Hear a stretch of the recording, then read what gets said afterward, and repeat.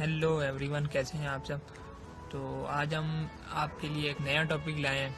तो आज हमारा जो टॉपिक है वो बेसिकली इफ एल्स ही है, लेकिन उसमें हम नेस्टेड इफ भी आज देखेंगे।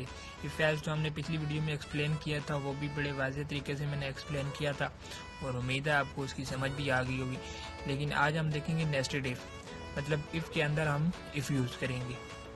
तो वीडियो स्टार्ट करने से पहले अभी तक जिसने मेरा चैनल सब्सक्राइब नहीं किया वो पहले जाके चैनल सब्सक्राइब करे और उसके बाद हम चलते हैं वीडियो की तरफ। तो सबसे पहले आज हम जो प्रोग्राम करेंगे वो बेसिकली नेस्टेड इफ यूज़ करेंगे।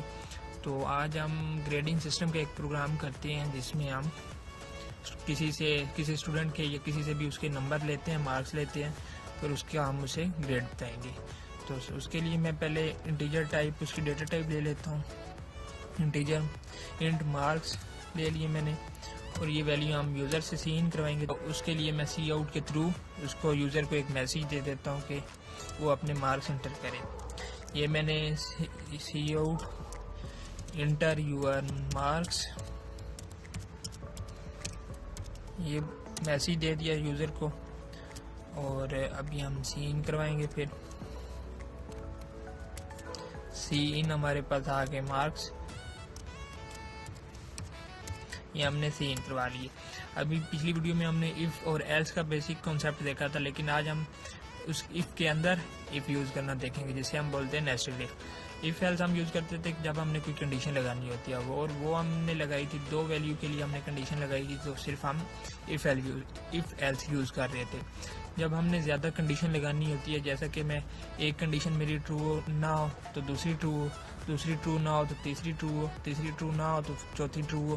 तो इस तरह की जब हमने ज़्यादा कंडीशन वगैरह लगानी होती है तो उसके लिए हम फिर नेस्टेड इफ वगैरह यूज़ करते हैं। तो अभी मैं आपको इम्प्लीमेंट भी करके दिखा देता हूँ। तो मेन बात यही है कि आपको कॉन्सेप्ट क्लियर होना चाहिए। जब आपका कॉन्सेप्ट क्लियर होगा तो आप उसे कहीं भी इम्प्लीमेंट कर सकते हो। तो मेरा यही मकसद है कि आपको कॉन्सेप्ट क्लियर हो जाए, बाकी आप कुछ भी कहीं भी इम्प्लीमेंट कर सकते हो। तो अभी यूज़ करते हैं इफ़। ये हमारे पास जो ब्रैकेट होती है जिसमें हम कंडीशन लगाते हैं, इसे हम बोलते हैं प्रोग्रामिंग में पैरेंथेसिस, और जिसकी जो हम बॉडी के लिए यूज़ करते हैं उन्हें हम बोलते हैं कर्ली ब्रेसेस। वैसे हम सिंपल नॉर्मल तो ब्रैकेट ही बोलते रहते हैं, लेकिन प्रोग्रामिंग की लैंग्वेज में हम इन्हें ये बोलते हैं। तो अब हम इफ़ में मैं कंडीशन लगाता हूँ marks greater than equal to, मैं लगा देता हूँ 80 कर देता हूँ।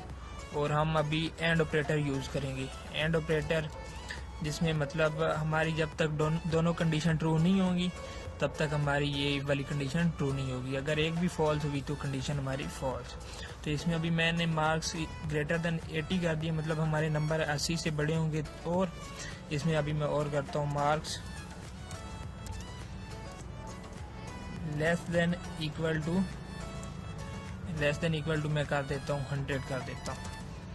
हमारे मार्क्स 80 से बड़े होंगे और 100 से छोटे होंगे। तो हमें क्या मैसेज देगा, सी आउट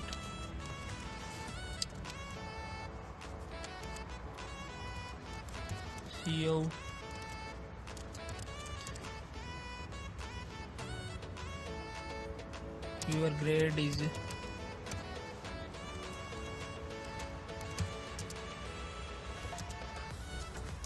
ए ग्रेड कब बोल दिया है इसने।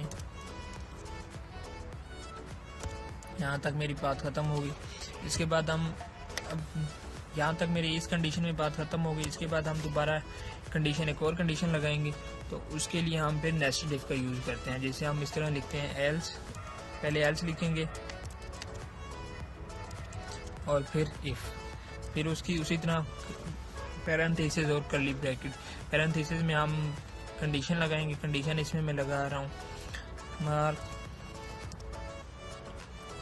ग्रेटर देन इक्वल टू, इसमें मैं कर देता हूँ 70 कर देता हूँ। और एंड ऑपरेटर लगाते हैं, एंड मार्क्स से लेस देन इक्वल टू 79 कर देता हूँ मैं। तो ये हमने कंडीशन लगा दी। उसी तरह फिर मैसेज दे देते हैं इसे सी आउट बी ग्रेड का मैंने इसमें मैसेज दे दिया। इसी तरह अभी मैंने एक और कंडीशन लगानी है सी ग्रेड के लिए, तो उसके लिए भी मैं इसी तरह एल्स इफ यूज़ करूँगा। एल्स इफ पैरेंथेसिस, उसके अंदर अब मैं कंडीशन लगाऊंगा marks greater than equal to 70 किया था, तो इधर मैं अभी 60 कर देता हूँ। और एंड ऑपरेटर और मार्क्स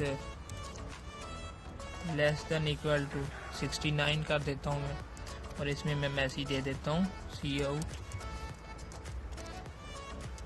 सी ग्रेड, ये मैसेज दे दिया मैंने।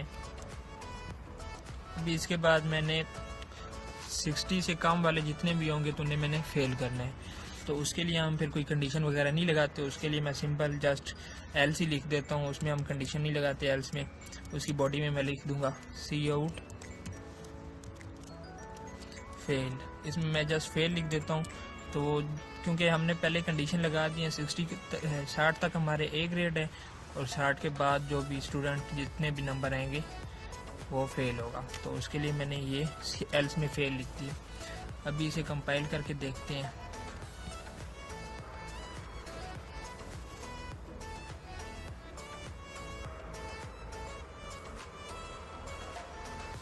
इंटर यूर मार्क्स, वो पहले मार्क्स पूछ रहा है, तो मैं इसमें 70 इंटर करता हूँ, तो इसने ऑटोमेटिकली मुझे बी ग्रेड बता दिया।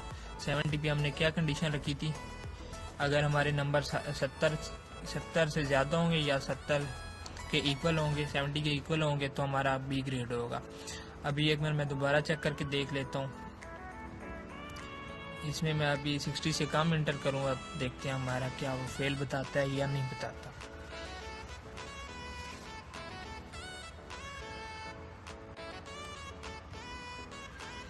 इंटर यूर मार्क्स वो फिर से कह रहा है, तो मैं इसमें 58 कर देता हूँ, तो अभी मुझे वो फेल बता रहा है, क्योंकि हमने उधर 60 तक कंडीशन लगाई थी कि अगर 60 से ज़्यादा किसी के नंबर होंगे तो उसका सी ग्रेड होगा, अगर 70 से ज़्यादा किसी के नंबर होंगे तो उसका बी ग्रेड होगा, और अगर किसी के 80 से ज़्यादा नंबर होंगे तो उसका ए ग्रेड होगा। तो इस तरह हम अगर कोई भी कंडीशन वगैरह हमने यूज़ करनी होती है तो फिर हम नेस्टेड इफ का यूज़ करते हैं। इसके अलावा अगर आपका कोई क्वेश्चन हो या आप कोई बात पूछना चाहते हैं तो वो आप कमेंट सेक्शन में पूछ सकते हैं, उसका मैं आपको आंसर कर दिया करूँगा।